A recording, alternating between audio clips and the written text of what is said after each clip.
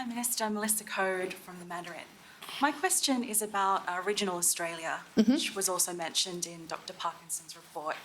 And it talked about how the really sort of complex way that states, territories and the federal government work together in inputting where those skills shortages and needs are and how the migration system adequately responds to it is a big problem.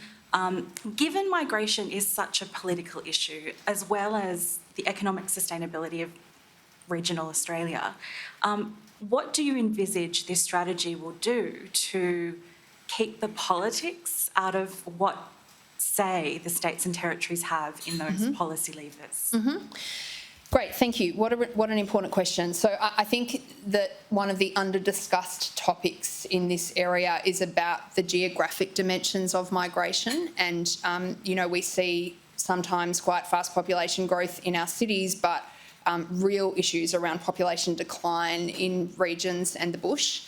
And this is something that sort of exercises the government, because when you think about something like aged care, those needs are not just in the city. We actually need to have some distribution of workers. So one of the things that the report that Martin and Joe and John released, it talks about the vexed history of trying to drive population through the migration system and to just cut it short. This is something that Australian governments have been trying to do for many, many decades, and it's tended not to be very successful.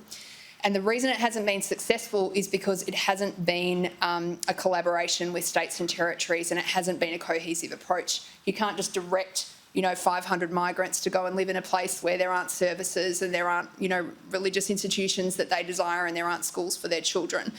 So part of the purpose of the Prime Minister trying to lead a better discussion with the states is to try to start to think about these issues as they belong, which is as a whole. So we won't be solving that problem through the migration system, but we are ready to work with states and territories on this problem in a cohesive manner that will provide proper support to new entrants.